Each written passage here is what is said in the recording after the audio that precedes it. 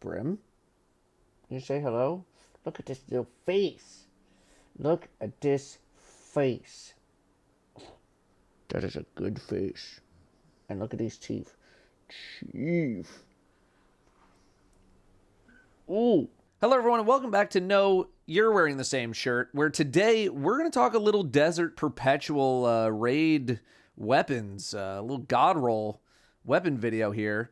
Haven't really heard too much from people about these weapons because I don't think anyone's running the raid, man. I don't think anyone's running the friggin' raid.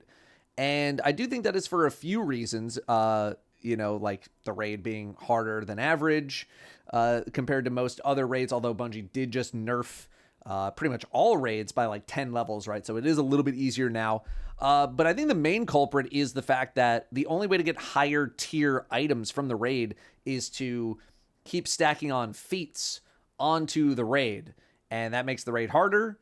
And a lot of people just have not gotten to that point yet. So, I just did a 4 out of 5 feated raid recently, and it was kind of tough. We did it with Cutthroat, even with it getting nerfed. And it's still kind of tough. It's still kind of tough. So maybe people will eventually get into the raid. Maybe Bungie will make some changes to get access to higher tier loot a little bit faster, or even just putting like drops as giving you some sort of a power bonus, right? That would be helpful too. But let's talk about these weapons. First, I want to talk about the origin trait up front because it is pretty good. It's called Frame of Reference. Final blows give increasing damage, reload speed, and range, and the effect is frozen when the weapon is stowed. So if you put it away with 4 seconds left and you take it back out, it'll have 4 seconds left still. This is very, very good for just general slaying out. I mean, those are all great stats to have on your weapon. But I have heard some situations of it's not stacking properly with something or a certain damage perk, but it will with a different one. I don't have the exact list in front of me, but we're gonna do this video as if things are working normally and just kind of hope that Bungie ends up fixing it, because I don't want people to have to memorize it's working with Master of Arms, but it's not working with One for All, whatever people are saying, right? That's too confusing for even someone like myself to even remember. I'm not gonna curse you guys with that kind of knowledge, so we're just gonna assume that it's working normal, and then hopefully Bungie makes it work normal. First up, we have intercalary, and I did look that up. Intercalary, and this is the first 600 RPM stasis auto. We have a lot of stasis autos. This is the first 600 RPM, which is one of my more preferred RPMs for an auto rifle here. So, as I tend to say in a lot of these weapon roll videos, what is the gift that Bungie is giving us with this particular weapon, right? In this case, it is the fact that Headstone is in the first column of major perks, and it is not normally there. And what would we like to pair with Headstone? Rhyme Stealer is literally right next to it. You don't even need to be on a stasis subclass to feel the effects of Headstone Rhyme Stealer, especially because the artifact has 4 different perks in it that give you some sort of a bonus when you have Frost Armor. So Frost Armor, pretty good this season, and this combo allows you to make a crystal on a precision kill, which is not that hard with an auto rifle, and then you just blow it up and you get some Frost Armor, and you can just sustain that for however long you want to sustain it, right? So in terms of novelty and in terms of gifts, this is the gift. I feel like this is the combo that is the gift. If you want something a little not stasis, though, we have Rewind Onslaught. We do also have Subsistence, and I do think you can go Subsistence Onslaught in lower to mid-tier content where those kills are a little bit easier to come by. But the higher the content is in terms of the difficulty, I think the more you're going to want to skew towards rewind rounds, because I think it's going to give you a slightly more consistent experience, because it's all based on the number of hits that you get. It's not based on actually getting kills. So you won't maybe get the same highs as Subsistence, but I don't think you'll get the same lows as Subsistence either. Either one is good. I might be trying out rewind rounds personally. There are also other good things on here, like Master of Arms is good. Desperate Measures is pretty good. One for All is on here. You guys know how I feel about One for All. I love One for All, and that's very, very good. If you want to do a Headstone One for All, I've been using Destabilizing One for All on Reckless Oracle from Garden of Salvation. This is just the stasis version of it, right? Headstone instead of what did I just call it? destabilizing rounds, right? So this is also an option if you don't want to go fully into one side or the other. But yeah, you have a lot of choices. I think I would stay away probably from auto-loading holster. I'd probably stay away from built to blast. Maybe, these stats are just like not as important in PvE related content, even if like they might be significant. I'm not sure on the numbers on them, but just like even reading them, like I want a reload thing or I want headstone personally. Strategist might have a little bit of life. Maybe you're doing some sort of like Icefall Mantle Titan type deal and you're just trying to spam your class ability as much as humanly possible. That is definitely an option. We got Binary Orbit here too. I think it could work with when like combined with like a special weapon, right? Switching back and forth, especially if like binary orbit on this weapon and another weapon, and you're just ping-ponging back and forth. But that does take a little bit of work to make actually happen. And sometimes you just want to be plinking away with the auto and just making a bunch of stasis crystals and blowing them up, right? So there's a lot of good stuff on here, but this is the gift. This is the gift. These two are probably priority. And then if you want to go with something a little more specific, maybe you do really like Master of Arms, maybe you just want a solid one for all headstone thing, I think that's totally fine as well. Next up, we have Lance Ephemeral, a 140 RPM rapid fire strand sniper. Not the first one. The first one is name's Lance, correct, from Warlord's Ruin. That thing got almost no use whatsoever. That thing got very, very little use. This thing, on the other hand, it's got the premier stuff. It's got the 4th times the charm if you're confident in your crits. Maybe you got a div bubble. It's got the rewind rounds if you're not as confident in your crits. It's got envious arsenal if you're trying to do some sort of rotation, right? Your single target sustain perks are all here, and which one you go with completely depends on the strategy, on the boss, on your ability to shoot a sniper, right?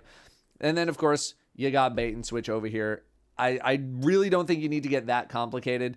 Is there like maybe a weird world where you put on killing tally and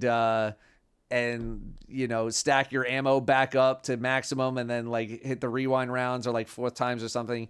Like maybe, but like this is just so much extra work to like have to mentally keep track of versus just swapping with bait and switch and all that kind of stuff, right? I do wish there was maybe an option that didn't rely on the rotation of weapons, right? Because bait and switch, you need to be switching back and forth.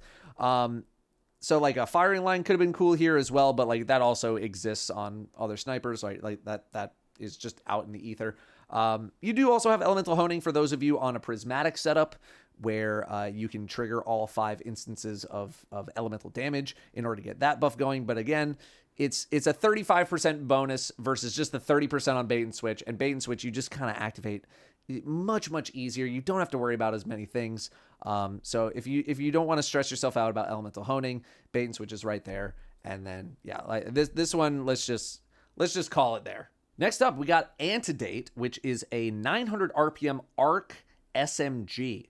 Its main competition IMO is Subjunctive from Season of the Wish, which is season 23. That is before the final shape. So it has been a while since we've seen Subjunctive around. So if you don't have one, this might be your ticket. But there are a couple of big differences between this and Subjunctive. Subjunctive mainly known for Volt Shot, right? Being able to very quickly apply Jolt to a lot of different targets. It's better in like a low to like mid-tier difficulty piece of content where you can really rip through those red bar enemies and just apply like all these different Jolt debuffs to all these different targets, right?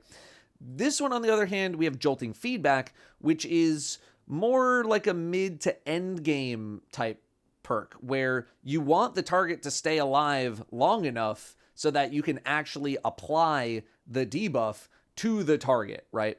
And that's a lot harder to do in lower tier stuff, even against like some orange bar enemy, like an orange bar knight. You might even kill the orange bar knight before you're even able to trigger the Jolting Feedback in the first place, right? So I would be leaning more towards Jolting Feedback for the end game stuff. And we're probably going to look at rewind rounds to make that happen, right? Rewind rounds in order to just like continue firing on a target to really, really, really guarantee that the Jolting Feedback is going to trigger. This is like the thing that I think people should maybe be aiming for. You might be seeing like Rolling Storm Jolting Feedback and be like, yo, Bolt Charge end. jolting feedback, that's crazy. And like, it seems enticing, but Rolling Storm to me is more of a low to mid tier thing where you want to, be able to rack up a lot of kills. And then this is not about racking up a lot of kills, right? So they're kind of contradictory. Sorry, Brim wanted to go outside. What else are we looking at here? I think some people might be looking at Dragonfly and being like, yay, Dragonfly, first column, that's neat. Submachine guns, not really the most precise of weaponry. I was initially very excited for Firefly on Imminence when that first dropped in Salvation's Edge. And it's not the most precise weapon in the world. If you are precise with it, feel free to go kind of crazy with this, but it's not really for me. Some things I'm probably avoiding, Zen Moment more of a PvP thing, Rangefinder more of a PvP thing, auto-loading holster, I'm probably not going for that either. I get what they're trying to do maybe with like the origin trait, right? But not exactly what I'm looking to get here. Again, I think the gift here is something like jolting feedback. It's maybe even Master of Arms, because it's only very recently been showing up. We're looking at Rewind. If you want to do Rolling Storm, that's fine. I would pair it with a damage perk and use it in like low to mid tier content, stuff where you can actually rip through some targets. That being said, the Solstice SMG is also a 900 RPM. Let's try that again. Solstice SMG is 900 RPM as well, and that thing's also pretty beefy, so I can understand some people putting this one on the back burner in favor of the Solstice SMG. Next up, we have Finite Maybe, which is a solar fusion rifle, 660 charge speed, but it is a horizontal volley fusion rifle, and I know how some people feel about those. I have not gotten many of these things to drop just yet, so I haven't really had a chance to play around with them. Not that it's a new thing, right? But like one of the main perk combinations that I think people are going to be going for are Reconstruction and Controlled Burst. And if you have Axial Lacuna from Final Shape, which like you can access because it's part of an expansion, it's not like part of the episode stuff, this can also get Controlled Burst and Reconstruction, and it's like its charge speed is the 780, so it's like not that different compared to the Finite Maybe. So yeah, like there's a lot of neat stuff going on here, but it all hinges on the horizontal volley stuff, which I know just people are not that into. Like, what else is on here that I think could be neat? I think Discord on here could be kind of neat, right? We haven't had a lot of Discord fusion rifles lately. So I think pairing this with maybe something even like incandescent could be kind of fun to just get a bunch of free shots on and killing some, even on like higher tier content, killing some red bars off in hopefully one shot. I think this is more like a mathematical play though, where it's like, oh, can I hit enough bolts on this dreg in like a GM piece of content in order to get Discord to trigger over and over and over again, right? Otherwise, there's something with like Recon Reservoir Burst, because Reservoir Burst is just like fun. It's a fun thing to use. Big explosion, extra damage, right? Who doesn't like that?